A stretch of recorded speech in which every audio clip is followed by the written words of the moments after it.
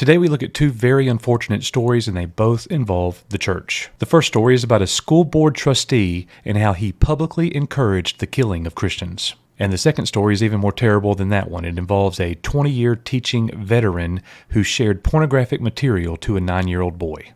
And the man also served as a youth pastor for his local church group. Let's get into it.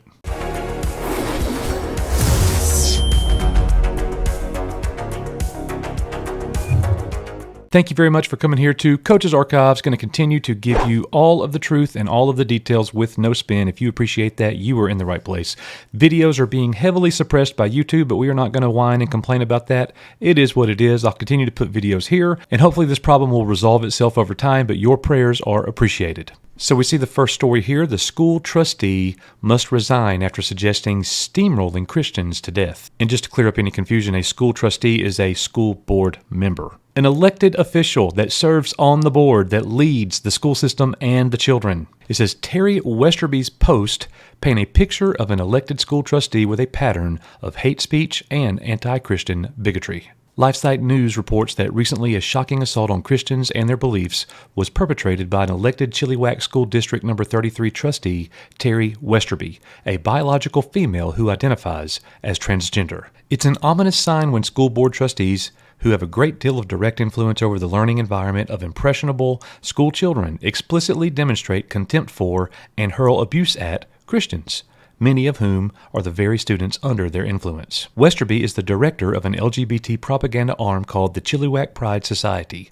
which means she is a radical sex activist who also happens to be a school board trustee. In late July, Westerby posted a meme on Facebook that depicted a steamroller about to mow down a group of terrorized Christians running for their lives. This elected trustee, whose job includes representing Christian students and their families, promoted violence towards Christians.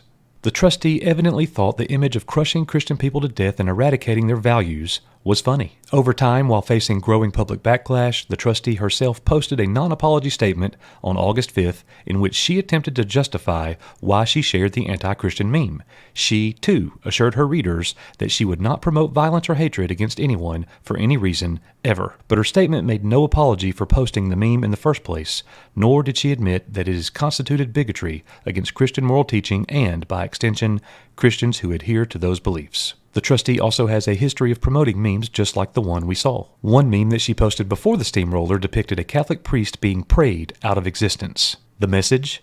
The clear, hateful, and some might argue violent message is that the presence of Bible-believing Christians in the world is not welcome, and they should be made to disappear. In light of her reckless and demeaning behavior towards Christians and Christianity, the CLC has created a petition demanding that Terry Westerby resign immediately from her position as a trustee with the Chilliwack School District. They are urging parents, grandparents, and concerned citizens throughout the province of British Columbia to sign their petition. Sick, twisted, disgusting, and typical of the world that we live in today. And here's the thing that sets real Christians apart. We are intended to pray for this woman even though she is obviously demented. Praying for her and loving her does not mean, though, that she needs to stay in her position. She certainly does not need to be on a school board or serve a school in any capacity. So we love you in the Lord, Terry. You gots to go. Even though we love you, we're still going to stand up for our Christian values and our right to believe what we believe. If the shoe was on the other foot, how would this go? But that is not even the worst story for today. A 20-year teaching veteran who also worked for a youth group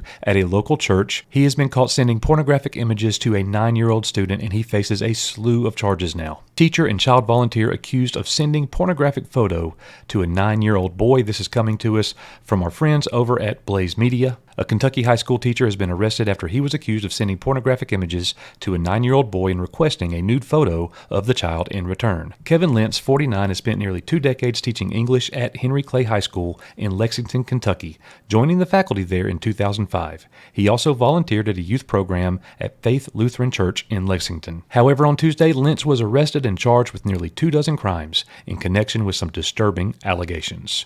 According to reports, Lentz began exchanging text messages with a 9-year-old boy sometime last month. Through those exchanges, Lentz allegedly attempted to groom the boy, sending at least 10 pornographic images to him and requesting that the victim send a photo of his genitals in return. Yeah, I didn't misread that. A 49-year-old man wanting to see a 9-year-old boy's genitals.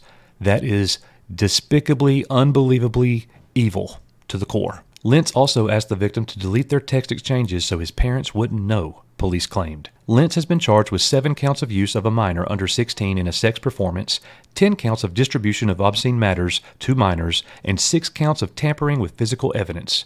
He remains at the Fayette Detention Center on a $50,000 bond. Should he be released on bond, the court has ordered him to avoid all contact with minors. I think the main lesson here is that we cannot just blindly trust anyone. It doesn't matter what their position is. So somebody works with a youth group, so somebody's a pastor, so somebody's a school teacher, so somebody's a principal. Doesn't matter.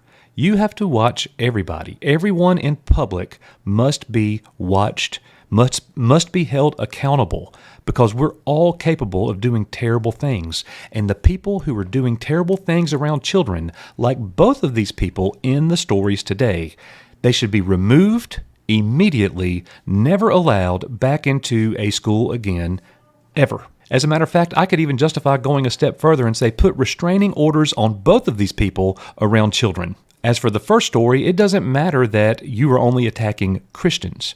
The fact of the matter is, lots of children in those schools are Christians, and you are promoting violence towards those kids. Publicly label that person as a threat against children and do not let them around children in any way. And the second person needs to go to jail, period. You single-handedly destroyed and totally jacked up a 9-year-old innocent child. And you're a school teacher and someone who goes to church. I've said it time and time again, folks. I go to church. Today's Sunday. I just got home from church, in fact, and here I am talking about one person attacking Christians and the other person being someone within the church, in a manner of speaking, and doing great harm to it.